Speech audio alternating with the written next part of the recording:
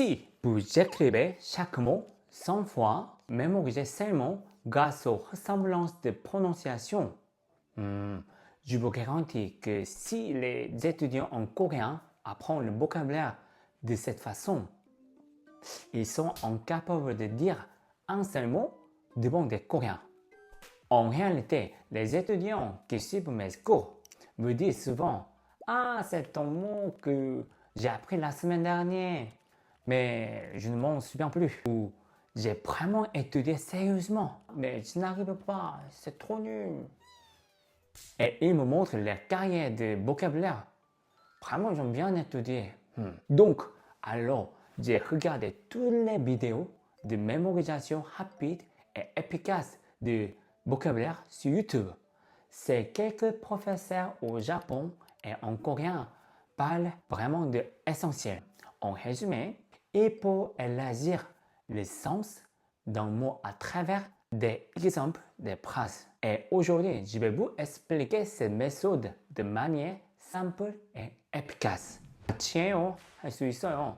Ce que vous devez faire et ce que vous ne devez absolument pas faire pour mémoriser le vocabulaire, je vous le montre maintenant. 시작합니다. D'ailleurs, même les étudiants qui viennent pour la première fois à mon cours arrivent en une seule journée, non seulement à mémoriser des mots, mais aussi à formuler des phrases.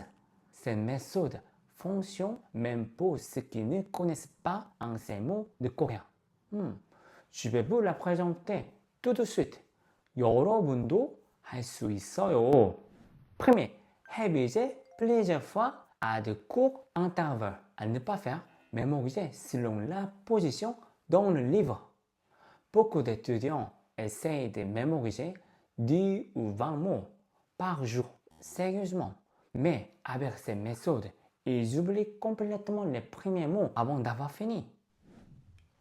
L'important, c'est de réviser souvent à intervalles courts. Au lieu d'apprendre 10 mots par jour, parcourez en 100 et répétez-les régulièrement. C'est bien plus efficace. Selon la courbe de l'oubli du psychologue Ebbinghaus, une personne oublie presque la moitié de ce qu'on apprend après seulement 20 minutes. Mais en révisant régulièrement, on peut retenir plus de 90% de l'information sur longtemps. À l'inverse, un mauvais réflexe est de mémoriser un mot en fonction de sa position dans le manuel. Par exemple, ce mot était en haut à droite de la page 3. Dans ce cas, vous avez mémorisé le livre, ce n'est pas le mot. Pour éviter cette erreur, changez l'ordre des mots ou révisez les dans des contextes différents. 바꿔요. 할 수 있어요.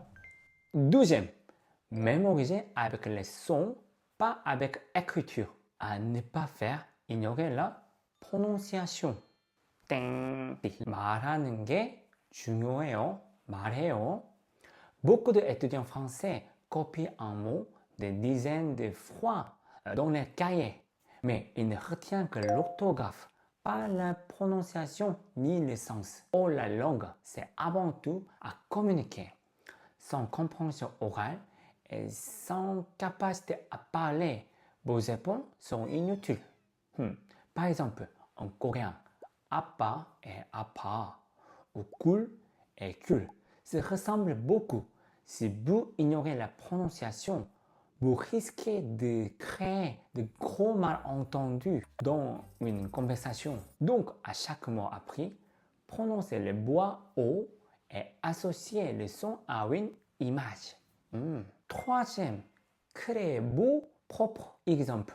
À ne pas faire, ignorez les exemples de phrases. 중요해요. Si vous apprenez un mot tout seul, vous ne saurez pas l'utiliser dans une conversation.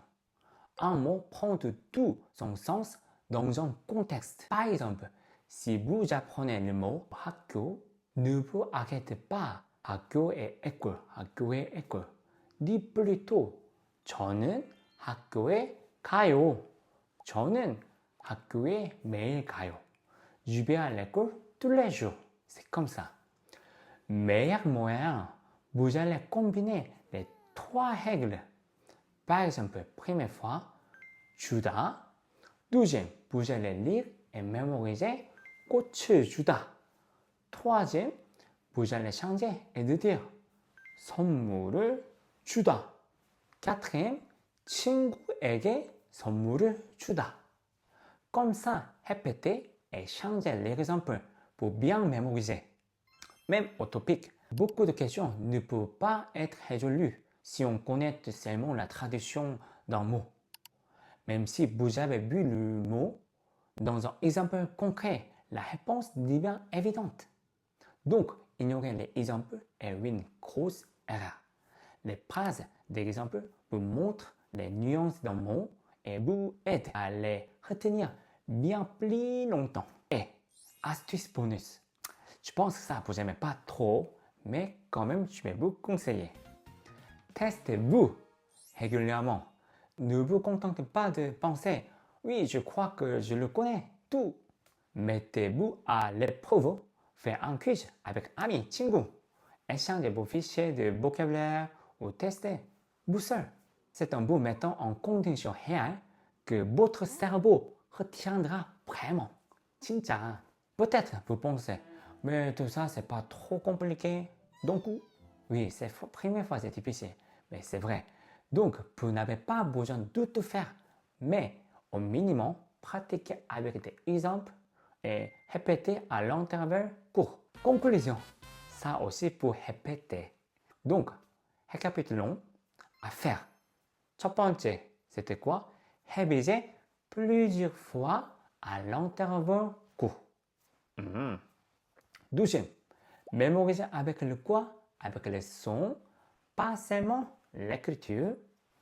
Troisième, créer vos propres exemples. 중요해요. À éviter, mémoriser selon la proportion dans le livre. 안 돼요. Deuxième, ignorer la prononciation. 안 돼요. 말해요. 중요해요. Troisième, ignorer les exemples. 땡. 자꾸 changer. Il faut changer. Avec en plus l'astuce bonus, tester régulièrement. Votre efficacité doublera. Apprendre du vocabulaire, ce n'est pas juste le stocker dans votre mémoire. C'est savoir les réutiliser à tout moment dans une vraie conversation.